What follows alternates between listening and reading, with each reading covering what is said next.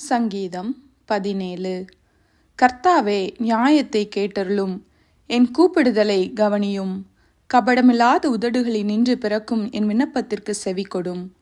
உம்முடைய சந்நிதியிலிருந்து என் நியாயம் வெளிப்படுவதாக. உம்முடைய கண்கள் நியாயமானவைகளை நோக்குவதாக. நீர் என் இருதயத்தை பரிசோதித்து ராக்காலத்தில் அதை விசாரித்து என்னை புடமிட்டு பார்த்தும் ஒன்றும் காணாதிருக்கிறீர். என் வாய் மீறாதபடிக்கு தீர்மானம் பண்ணினேன். மனுஷரின் செய்கைகளை குறித்து நான் உம்முடைய உதடுகளின் வாக்கினாலே துஷ்டனுடைய பாதைகளுக்கு விளக்கமாய் என்னை காத்து கொள்கிறேன். என் காலடிகள் வலுவாதபடிக்கு என் நடைகளை உமது வழிகளில் ஸ்திரப்படுத்தும். தேவனே, நான் உம்மை நோக்கி கெஞ்சுகிறேன், எனக்கு செவி கொடுக்கிறீர். என்னிடத்தில் உம்முடைய செவியை சாய்த்து என் வார்த்தையை கேட்டருளும்.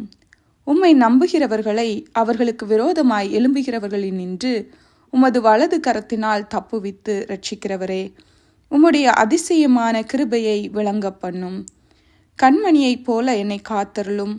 என்னை ஒடுக்குகிற துன்மார்க்கருக்கும் என்னை சூழ்ந்து கொள்கிற என் பிராண பகைஞருக்கும் மறைவாக உம்முடைய செட்டைகளின் நிழலிலே என்னை காப்பாற்றும். அவர்கள் நினந்துண்ணி இருக்கிறார்கள், தங்கள் வாயினால் வீம்பு பேசுகிறார்கள்.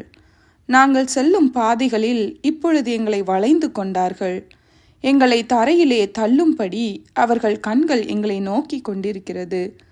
பீறுகிறதற்கு ஆவலுள்ள சிங்கத்துக்கும் மறைவிடங்களில் பதிவிருக்கிற பாலசிங்கத்துக்கும் ஒப்பாயிருக்கிறார்கள். கர்த்தாவே, நீர் எழுந்திருந்து அவனுக்கு எதிரிட்டு அவனை மடங்கடியும். கர்த்தாவே, என் ஆத்துமாவை துன்மார்க்கருடைய கைக்கு உம்முடைய பட்டயத்தினால் தப்புவியும்.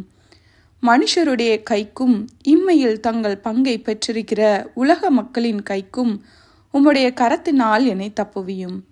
அவர்கள் வயிற்றை உமது திரவியத்தினால் நிரப்புகிறீர். அவர்கள் புத்திர பாக்கியத்தினால் திருப்தியடைந்து தங்களுக்கு மீதியான பொருளை தங்கள் குழந்தைகளுக்கு வைக்கிறார்கள்.